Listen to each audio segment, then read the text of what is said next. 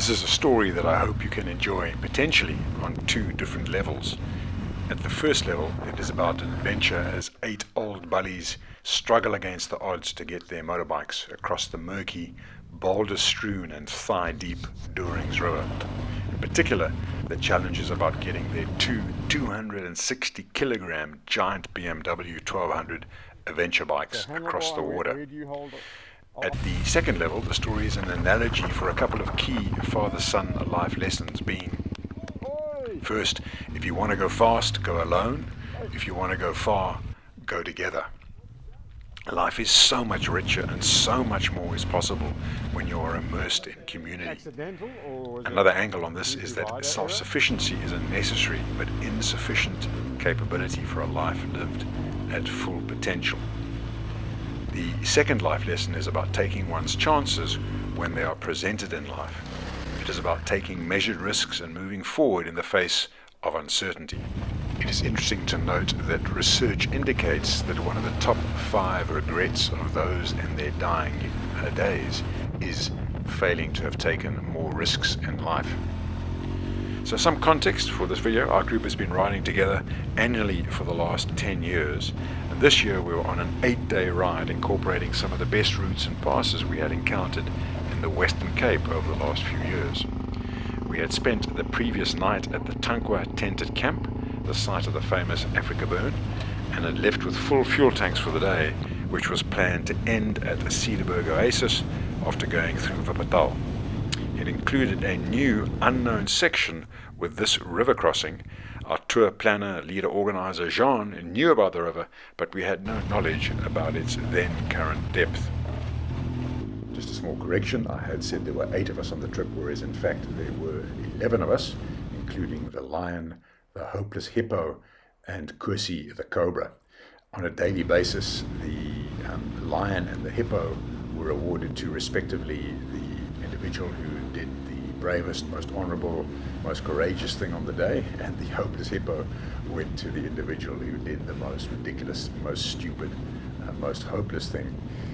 Whereas Kusi the cobra was a floating handlebar trophy that transferred from the previous rider who had put his bike down to the next rider who has put his bike down. And you would notice that it changed hands quite a few times each day. First to arrive at the river was Miko. For the purposes of understanding the life lessons, you need to know a bit more about Miko. First up, he is nearly 73 years old and showing no signs of slowing up yet, despite having broken a leg a few years back on one of our trips and a few ribs on another ride last year. His overland adventures include a diagonal crossing of Australia on the self-same 400cc Suzuki. He has driven from Australia right across southern and central Asia to Europe. He has overland supported his son and a friend on their motorbikes in his Toyota Cruiser from South Africa to Wales. And 2 years ago he crossed North America off-road solo, and most recently he rode solo again from the tip of Patagonia to the Alaskan border, a trip of approximately 19,000 kilometers that included an enforced break whilst he recovered from some broken ribs that occurred when he fell off his motorbike in Argentina. In my many adventure rides with Miko over the last 8 years or so, I've known him to be incredibly resourceful with a never-say-die attitude. Miko has typically been the one to either fix our punctures or oversee the fixing thereof, and also the one to devise a solution to the countless challenges of any nature that we have confronted before. On with our story. Miko was the first to arrive at the river, and after only a few moments of reconnoitering, he headed straight into the water without first testing its depth. I can only imagine that with his countless similar such encounters, he has developed a sixth sense for water depth, whereas in fact the water was deep enough, as you'll see shortly, to enter the exhaust pipe of some of the bikes. Second across the river was Andre. Andre is our tour finder of 10 years ago and tour leader for the first 5 tours or so, and he managed without a hiccup.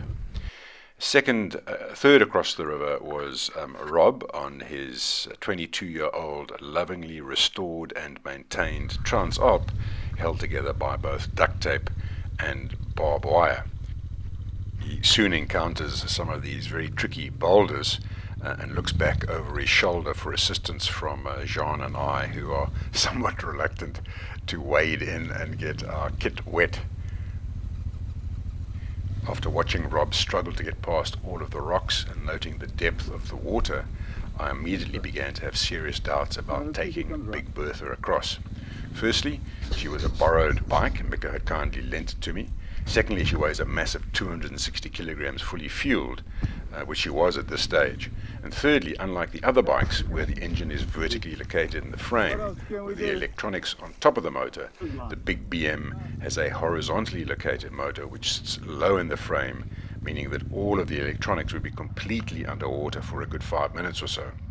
And lastly, if we put one of these beasties in the drink and the motor sucked in water via the airbox, I had no clue and little faith about our ability to revive her. And I'll walk back for you guys with a buck. Give me a little push, please. But I should wait till he's out actually before I start. Next to go was Jean, our tour leader, on his Tenere 700, which he again managed without any issues, just a couple of stalls. A couple of hours later in the day, however, he did manage to bury his bike up to his rear axle just after Wuppertal.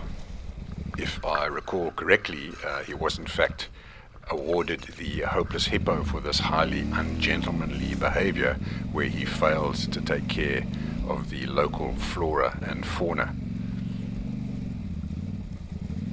Due to the trouble that Rob had encountered, I had already concluded that Bernie and I would need to turn back and take the long detour road around and meet up with the rest of the crew later.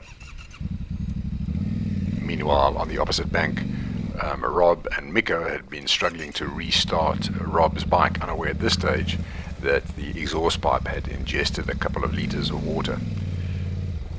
Might need the four of us to push this. Okay. This is a front view of Jean coming across, and you'll notice that raft in the foreground, which Miko too had noticed, and he'd already concluded that this would be the way in which we would get the big bikes across, whereas I took one look at this raft, which was, in my view, incredibly rusted and flimsy, and concluded that there was just no way we could use it. I'm gonna need you to come forward. Next to cross was Dave on his MT 450, and as you can see, Dave at 64 is still inhabiting a 24-year-old body. A couple of days later, Dave was lucky to survive without injury going over the handlebars after going into a corner too hot, and he too was awarded the hopeless hippo for this incident, as the cause of the accident was the fact that he was scrolling through his service menu at the time. Go figure.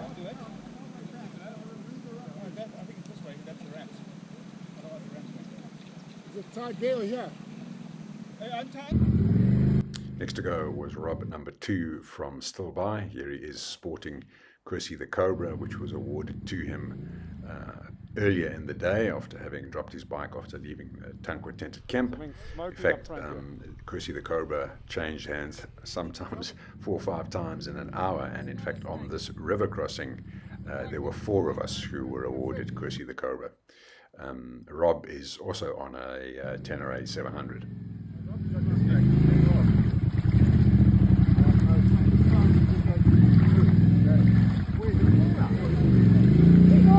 Yeah, he did. Rob will be happy about that.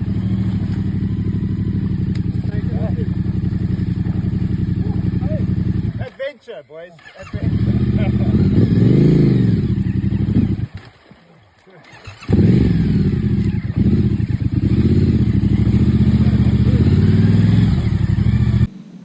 It is interesting for me to reflect on the fact that even though I am not risk averse, and open parenthesis, I will share my multiple encounters with death and my own cheating of death during my skydiving adventures in an upcoming father-son video in this series on the topic of fear and courage, close parenthesis. So had it been just up to me, I just wouldn't have tried the raft.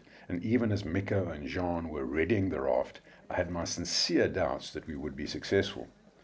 The reason that I think I failed to trust adventurer Miko's judgment on this matter was because of my own dyed-in-the-wool, deeply ingrained self-sufficiency orientation. Throughout my corporate career, for example, even though I was engaged in collective work, I took a narrow, self-sufficient and technical approach to my work, and I often ignored the vital relational prerequisites involved in virtually any high-leverage corporate work. I'll also explore this in more depth in a future video, but suffice to say for now is that I consider self-sufficiency to be a necessary but woefully insufficient attribute for a life fully lived. Self-sufficiency is like the foundation of a house, which needs to be thoroughly solid and secure, but all of the significant and valuable action and interaction in life takes place above ground in the relational, communal living rooms of our house. In life, we need to have a strong self-sufficiency base in place, but it should never be so strong as to be the dominant mode of interacting in the world. We human beings are designed to grow from the state of dependence as infants into independence in adolescence and early adulthood, but we can only truly thrive via interdependence in community. You want to have a go on your own? Maybe. Don't be bad if you fall over. Go slow. I'll be over.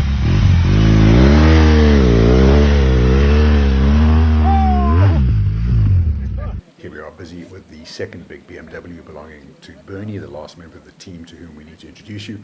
Bernie from Stillby is also in his early 70s, was also one of the contenders for a line of the trip, as his spirits remained unbowed as he repeatedly had to pick up both himself and his big bike on a daily basis.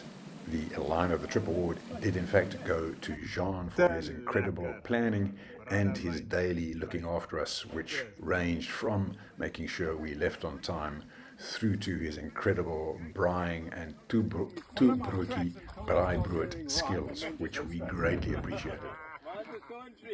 There is another video on the channel of Bernie where we captured him falling off his bike no less than 7 times on one day on the famous Ben 10 in the Eastern Cape. There is a link to that video below.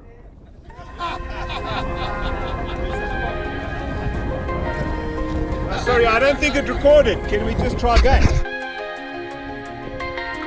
I've been standing in the rain, still waiting, hoping that your heart stops. I've got a lot to say. I've always got a lot to say. Well, I haven't got a lot of memory space. You haven't got a lot of memory space. Luckily, neither have I. I don't have a lot of memory space either. But thank you for bringing us out to the pre-dawn cold. Oh, it's lovely. Got your letters, read them twice. Hey, hey, Every word just feels so nice. Why the photo? Yeah, I bought you one to replace. Dad's favorite drink, for Your dad. Whenever we have like a family thing, the girls buy me Did the same thing yesterday and then here. I think there's dirt on the jet. Yeah. Can you hear me calling from above? Time is ticking, we can't stay in this limbo of delay. Into Miko?